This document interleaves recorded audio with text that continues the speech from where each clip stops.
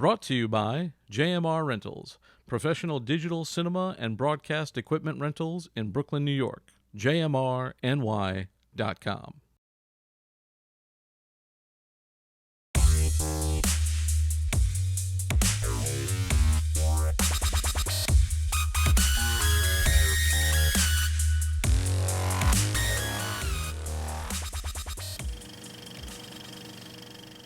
Hello and welcome to No Rest for the Weekend, where we go behind the scenes and talk to the creators of independent entertainment.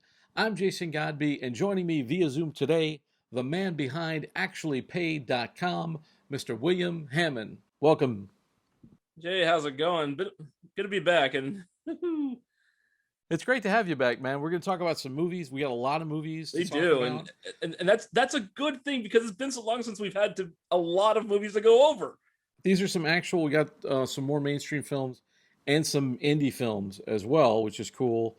Some indie, and this is going to be all documentaries. So we're going to talk all documentaries for this episode. I reviewed one recently. I gave a great review to.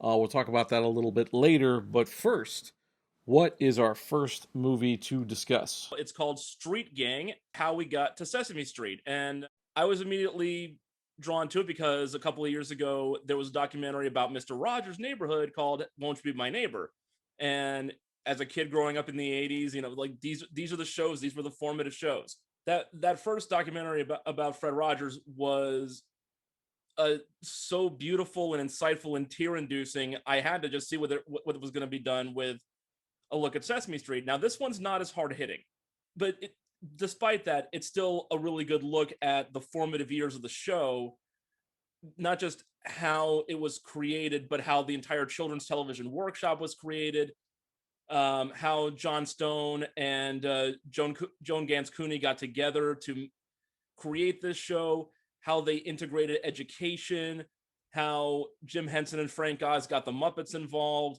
some of the stories behind the more iconic songs like These Are the People in Your Neighborhood and Being Green. There are some slightly, I guess, I don't know if darker is the right word moments to it, but certainly not sunshiny moments. That all kind of just aids in this nice little entry-level exploration of how one of the most enduring television programs was created. I mean, we're talking a show that's been around for a little more than 50 years now. I think half the nation at this point has never lived in a world without Sesame Street. There were some things that seemed patently obvious that never even occurred to me when I watched the show as a kid. Like just the fact that it takes place on a block, that it's outside in the street. That was 100% intentional because the creators, John Stone and Joan Gans Cooney, they wanted to basically appeal to inner city youth who wouldn't necessarily have a playground to go to or a suburban sprawling social life to grow up in. They wanted to basically imbue them with neighborhood and urban pride from the very beginning. And as a kid, that's just something that I would just gloss over. Didn't even register for me. But I can only imagine now, especially in the 60s and 70s, how important that was to a kid growing up in New York or Los Angeles or San Francisco or any major city that didn't necessarily have the preschool or after school resources that someone like me growing up in the suburbs had. So something that just was a thing to me, it was just there, could have been one of the most profound things ever, and that just blew my mind a little bit. One question I had, though, so I haven't seen the picture yet, is is it just sort of Sesame Street begins, or is it how long a span of time does it cover? This is actually kind of one of the few critiques I have of the film, apart from the fact that it's never going to do anything that looks remotely untoward. There's a little bit of a lack of focus on as to who the movie's about, rather as opposed to what the movie's about. Because they talk about things like John Stone, spending his whole life with depression, but they don't mention how he actually passed away of ALS. The film essentially ends with Jim Henson's death in the early 90s.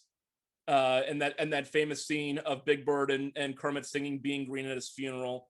That's basically where the story ends. So it goes from the formation in the late 60s up until about 1990, when Jim Henson passes.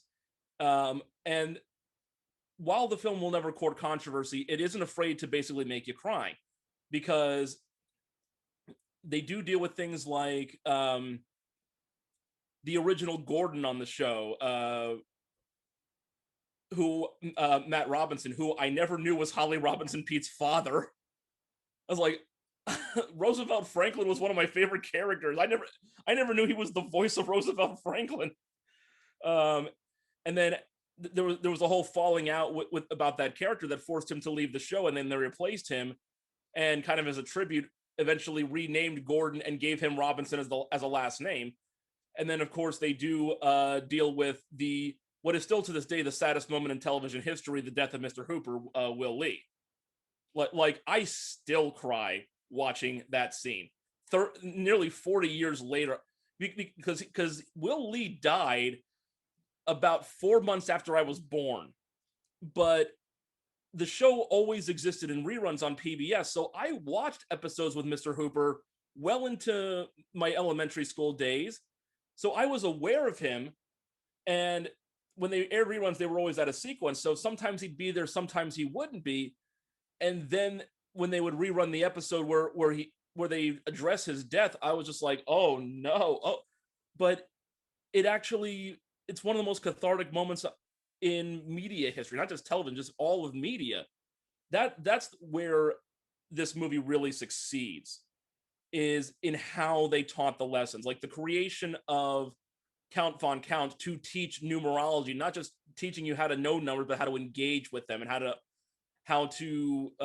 comprehend them in different contexts, that sort of thing. Like the integration of Spanish and sign language. When I was a kid, that was all I ever learned of the two. But that was what the show meant to me and millions of others. So to get that little insight into it, to see how Carol Spinney evolved Big Bird as a character, to hear how Being Green was written and how the inspiration went. Those are the things that, per the production company, that is the chicken soup for the soul. That's what you actually need. It's comfort food. It sounds like a pretty solid recommendation for you. So we're going to move on to the next movie. Now, this is a movie that I reviewed, and it's an indie documentary. I think it's streaming on one of the Amazon affiliates right now, but it's called Martha: A Picture Story, and it's about this woman, Martha Cooper, who is a photojournalist who captured graffiti in the inner cities, as well as graffiti artists. She wrote this book. She started out in New York City. She's actually been all over the world, but a lot of her first book comes from work that she captured in New York, and she co-authored a book called Subway Art, which was published in Europe after they couldn't find somebody to publish it here.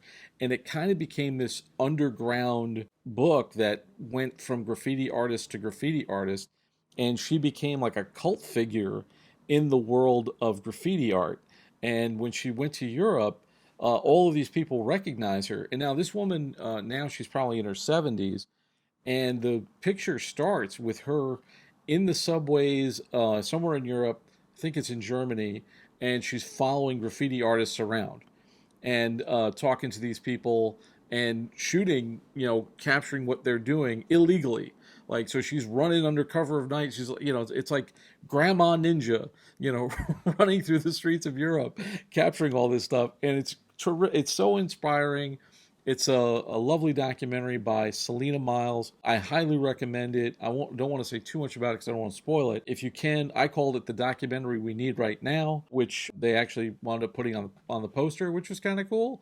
It might be our first poster quote, but it's a great film. If you can, definitely check it out. Our next film is also another indie doc called Dope is Death. Dope is Death is a documentary about the Black Panthers and a group called the Young Lords, which is essentially the Puerto Rican version of the Black Panthers, in New York in the 70s, in Harlem and the South Bronx. There was a huge epidemic starting from the late 60s throughout the 70s and even up to the early 80s of heroin in New York City. These two groups, the Black Panthers and the Young Lords, wanted to do more for their community than the state was doing or the city was doing. So they actually formed a drug treatment center where they actually took over Lincoln Hospital uptown and created a drugs treatment center. And then when people were mainly getting things like methadone as treatments, which just kind of turned them from heroin addicts into methadone addicts, they actually discovered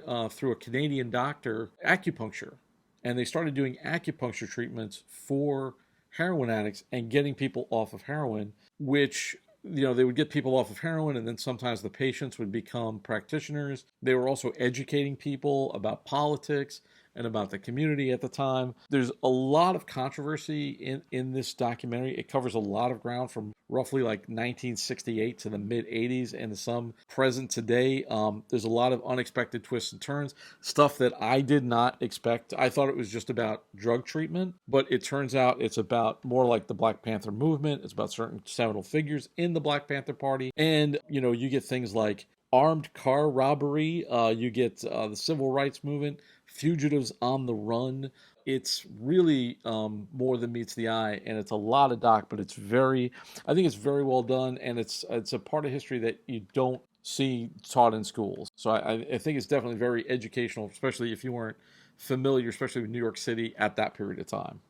All right, let's go for the next film we got. Now, this is another interesting film, and I believe it won Best. Now, Bill is our Oscar correspondent, and if you haven't checked out his blog, actuallypaid.com, he goes deep into the Oscars like no one you have seen before. An absolute commando full raid on this past year's Oscars.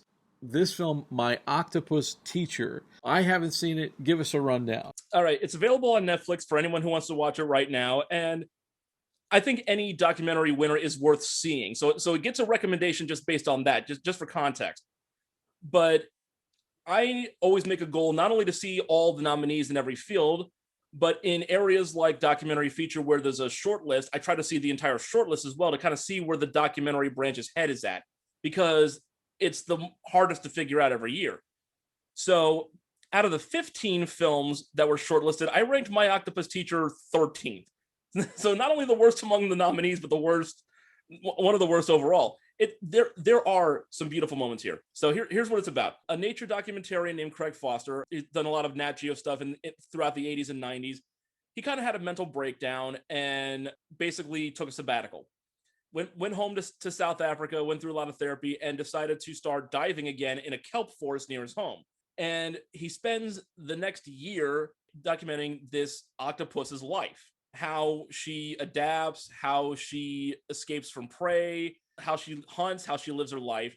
And he becomes very attached to her in a way that almost suggests therapy. And there is some beautiful camera work here, just absolutely gorgeous underwater photography. I will, for as much as I don't like the film overall, I will never knock that. It's gorgeous. But we've talked before about the observer effect. That goes out the window here.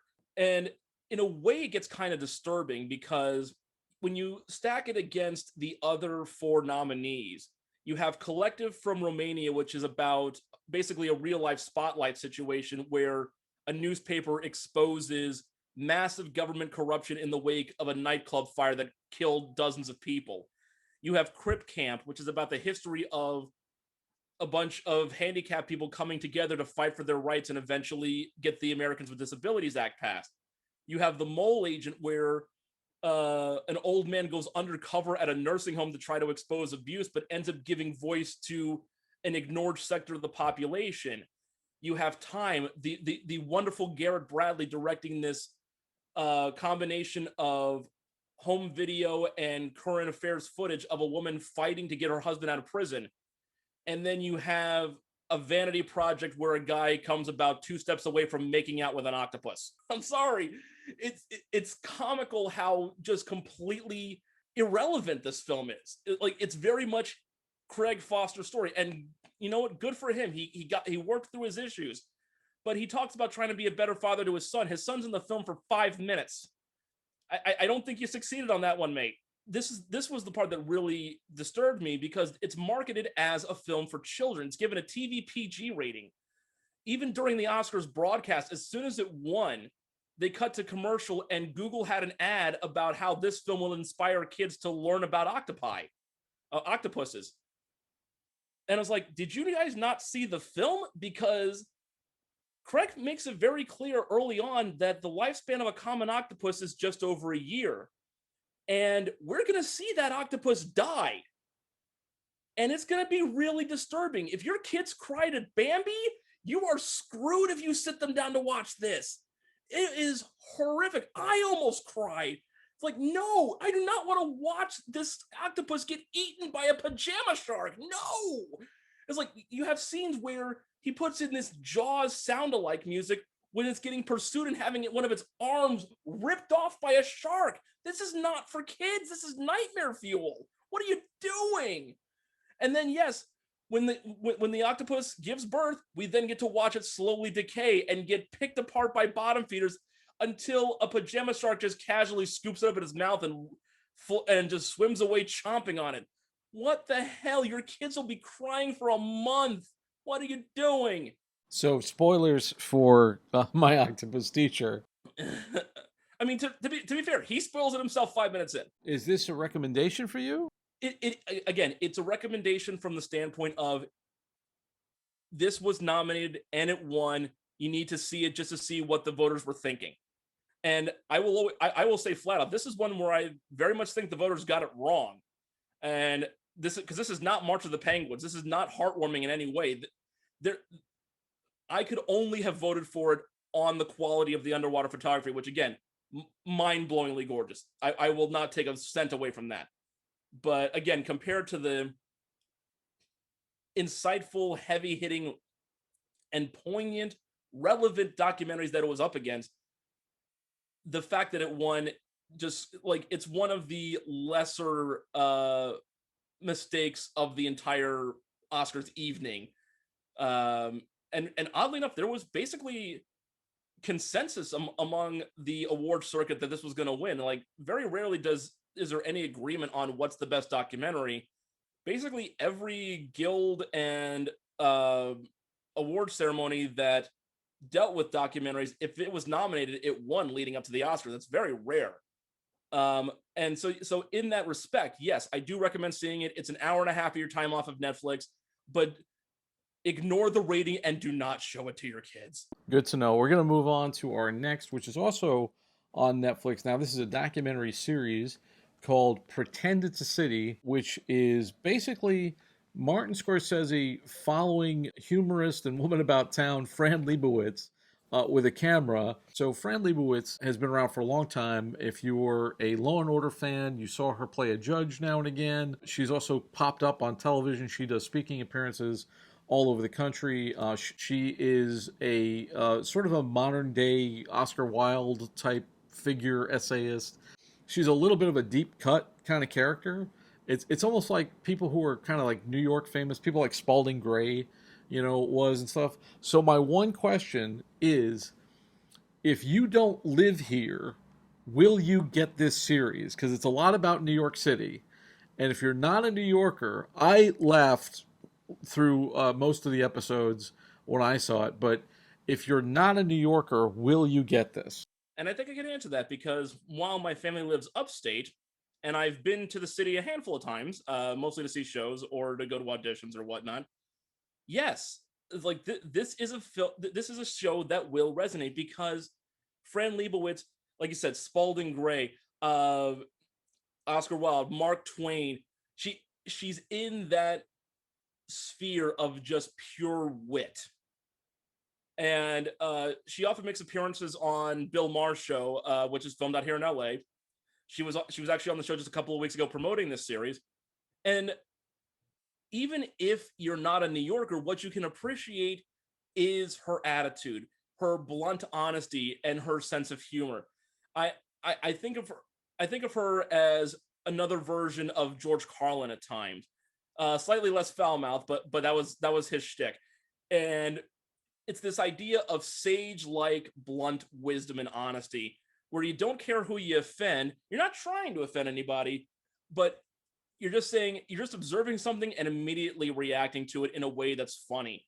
It's like there's a part in the series where she basically talks about, all the people on the subway who, are on their phones, or or not talking to each other. She's like, okay, what's the old quote, hell is other people? Like, she personifies this. She shows us like how you can be a deeply humanist thinker while hating humanity. She's interesting too because she's something of a Luddite. She doesn't have a smartphone. Yep, she has no technology of any kind. And which she covers. She's very much into books. She's an avid reader. But what I loved about it was the camaraderie between her and Scorsese, and like sort of his love for her. He just seems to adore her and laughs at everything she says. And then there's segments where she's on stage with people like Spike Lee, and and Spike Lee, he is also one of those very honest type of people. But like just the chemistry, and she's so quick. Like, she's one of those people who, like, if you will never get one over on Fran Lebowitz. The best one I remember, someone from the audience is asking a question like, "Are you suffering from?" Yes, just. Yeah, yes. I'm just going to interrupt you and say, whatever you're saying, yes, I suffer from it. It's like, because that's the human experience. That's what we all do. For someone who doesn't live in New York, there may be moments of disconnect when she's like truly like just laudatory about the city itself, like the plaques in the sidewalks and the architecture, and that may lose you in a couple of spots, but that's just a person expressing love for their home.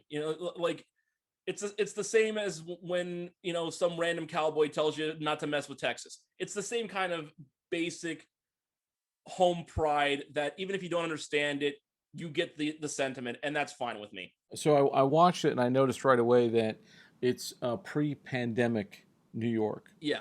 It's pre-COVID. Nobody's wearing masks. Nobody's social. It's very much New York as it was pre-2020.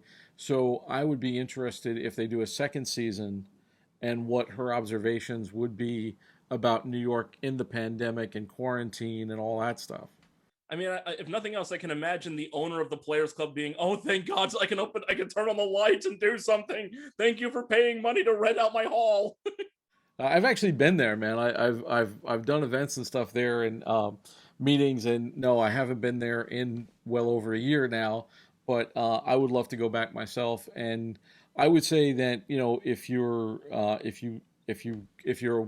dig wit, if you dig quick wit and people who are whip smart and have like a sharp edge to them, and especially if you're a New Yorker, this is a must see for me.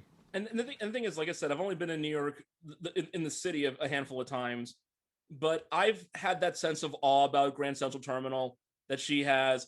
I've seen the human flow of Times Square just like she has. And yes, the last time I was there to go to a show, I actually tried to avoid Times Square on my way back just to not deal with it. I was like again, this happy curmudgeon is how I would deem her. And that's kind of, I mean, she criticized this idea of finding yourself in other people and other characters literary, but that's what I relate to. Is like, I was like, it's almost like the slogan from Clorox, like the job would be great if it weren't for the customers. Humanity would be great if it weren't for all the people, So, yeah, she's one of those people that expresses things that you've thought better than you could probably ever express them. Whenever you say "for want of better phrase," Fran Lebowitz has the phrase. Right.